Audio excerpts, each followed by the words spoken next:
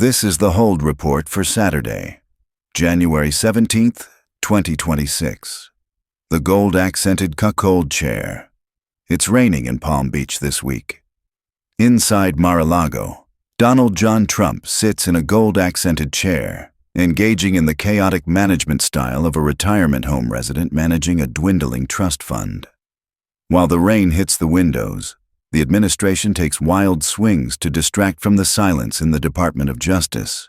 Trump threatened to sue JPMorgan Chase over an old grievance, planned an executive order to mandate an exclusive broadcast window for the Army-Navy game, and hit 8 European allies with 10% tariffs for supporting democracy for Greenland. These are not the actions of a global hegemon. They are the flailings of a man terrified of the upload bar on a government server. On Saturday, while the American president focused on television ratings and personal litigation, the Chinese president secured the global supply chain. The chaos in Washington is a strategic vacuum that Xi Jinping is filling with cash. China's Belt and Road Initiative spending hit a record $213.5 billion in 2025, up 75% year-over-year.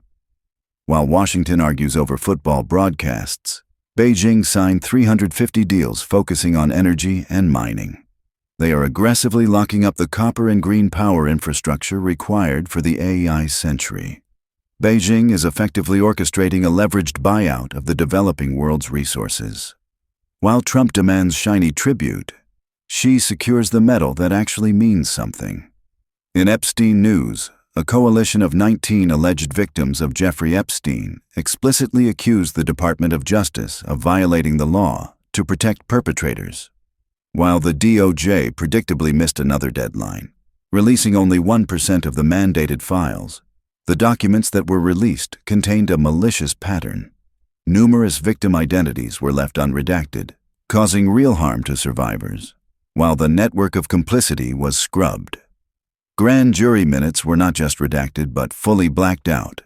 119 consecutive pages of ink. 0 financial documents were released. In a sex trafficking ring that operated as a service for the ultra-wealthy, the financial ledger is the only evidence that matters. By withholding it, the DOJ is not protecting the victims. It is protecting the client list. Epstein used relationships with NYU and Columbia University to lure and silence victims. He promised young women admission and paid their tuition. He made payments greater than the tuition fees so that the university would issue refunds directly to the victims.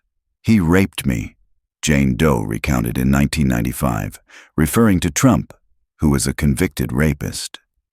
Epstein victim Katie Johnson gave sworn statements of a similar experience she had being raped and threatened by Trump in 1994 at age 13. She dropped the charges after receiving death threats. The administration's response to this exposure has been to weaponize the legal system against transparency. The DOJ formally moved to block the appointment of a neutral expert to oversee the files, arguing that Congressmen Ro Khanna and Thomas Massie don't have the standing to seek transparency. The administration demands absolute immunity for ICE agents shooting civilians in the street, while simultaneously arguing that the public has no standing to witness the crimes of its donors. Blatantly lying to protect billionaire rapists, Deputy Attorney General Todd Blanche claimed that critics of the DOJ don't want us to protect victims. The contrast is humiliating. America is being sold for parts. The Justice Department is functioning as a shredding service for the billionaire class, exposing victims to protect the ledger.